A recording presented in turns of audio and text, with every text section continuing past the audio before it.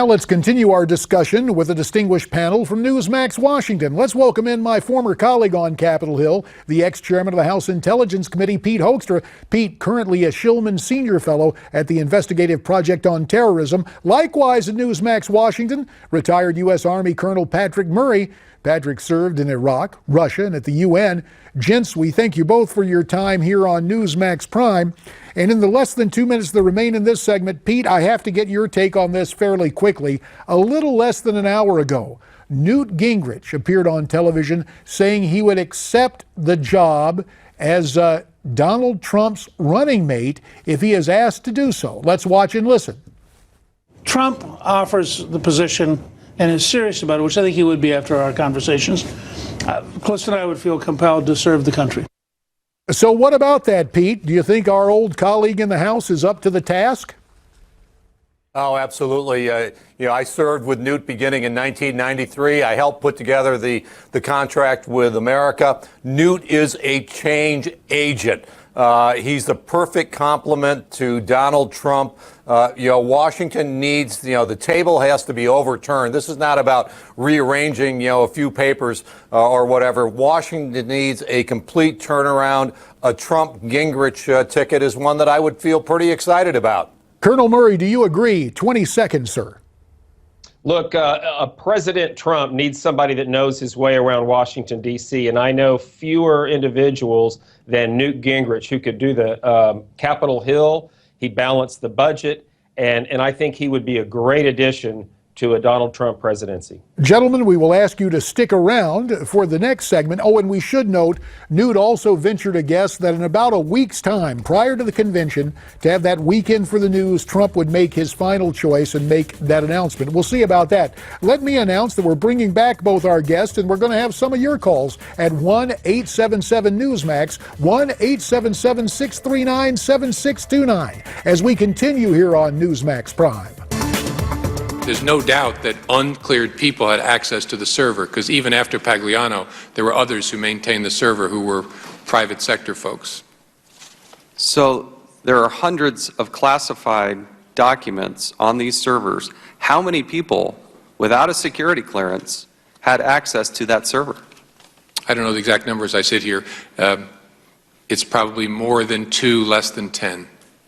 FBI Director James Comey under questioning from Chairman Jason Chaffetz today, and you heard that exchange about Hillary's unprotected server and those who had access to classified information. Let's continue our conversation now with our two panelists, both at Newsmax Washington. Again, my old colleague on Capitol Hill, the former chairman of the House Intelligence Committee, Pete Hoekstra. Pete, of course, the author of the book, Architects of Disaster, The Destruction of Libya.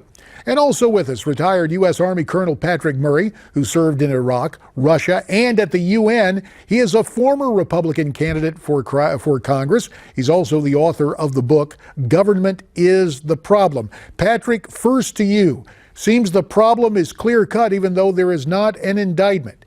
Is it time to revoke security clearances for Hillary Clinton and her staff? Well, look, I spent 25 years, served in the Army for 25 years, and I had security clearance levels at this level and higher. And I was shocked, JD, when I heard today that on her little private whiskey still of a server, she had top secret, and it's something called SCI, Special Compartmentalized Information. That is some of the most closely held secrets we have. It's SIGINT, signals intelligence, and it's human intelligence that people, Americans, put themselves, their lives at risk to acquire. And she's got it sitting on her server in the basement of her house. It might as well have a sign on it that says, hack me. And so if this were a military person, if it was Sergeant Clinton or Colonel Clinton or Private Clinton, immediately what would happen was that she would be relieved of duty, her security clearance would be yanked, and her chain of command would immediately start proceeding with criminal charges. That's what would happen if she were in the military and if she were in any other level. But this is two Americas, JD, so Hillary Clinton gets a pass. Well, Pete, we just heard Patrick go through that litany. Were it Sergeant Clinton or Colonel Clinton, she'd be in a heap of trouble. Now she just wants to be the second President Clinton. Your reaction to the notion of revoking her security clearances? Well, JD, for me, this is not theoretical. When I was chairman of the House Intel Committee, I had 50 people working for me who all had security clearances. I revoked security clearances for staff who made mistakes or were careless with classified information. I just said, hey, your clearance is gone. I've pulled it. You no longer have access to cleared or to classified information. And Patrick's absolutely right. This is information that puts our country at risk and puts individuals at risk. And for Hillary and her staff to skate is absolutely amazing. Number one, yes, her staff and the people in the State Department. Where was their chief security officer? That's the person that probably, number one, should be prosecuted in addition to Hillary. The clearances for all of her staff, her senior staff, they should be pulled.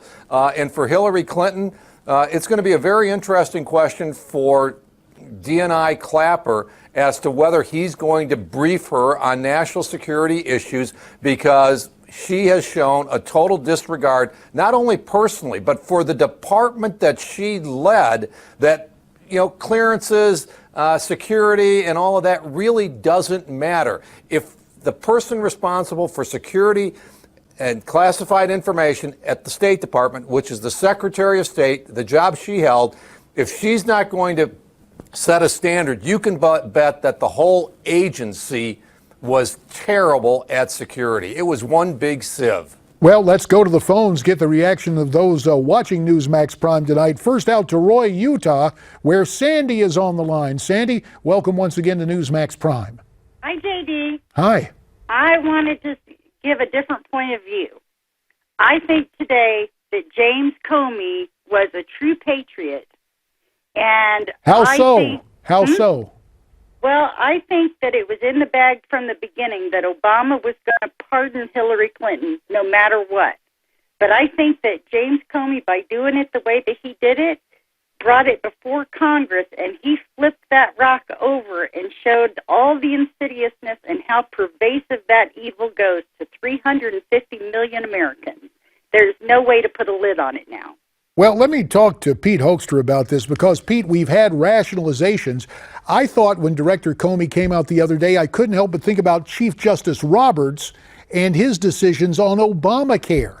And there are those who say, wait a minute, this is three-dimensional chess. There are other things going. Sandy outlined it, the notion that Comey, by saying she was careless, by saying she misled people, has set her up for other problems, even though he did not allow the DOJ prosecutors to determine whether or not she should face indictment.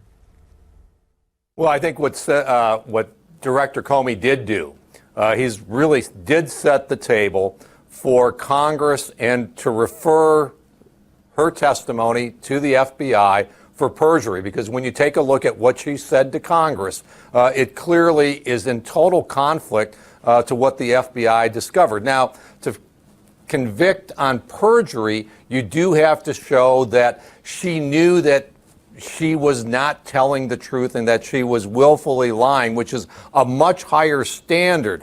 But as the American people watch the tapes of what she said and what the FBI discovered, they will see that there is a huge wall and separation between the two, and the two do not match. So this story is not going to go away. He laid it all out. I would have preferred and to have a single America. Again, if my staff had done this on the Intel Committee, what would have happened? They would have been charged criminally, and the Oversight Committee, the Intel Committee in the House of Representatives, all of our clearance would have been pulled because we showed a total disregard for protecting America's secrets. Back to the phones we go. Red Lion, Pennsylvania is the location from whence Cindy calls us tonight. Cindy, welcome to Newsmax Prime. Hi, everyone. I'm very pleased to be able to speak with all of you. I regard all of you very highly.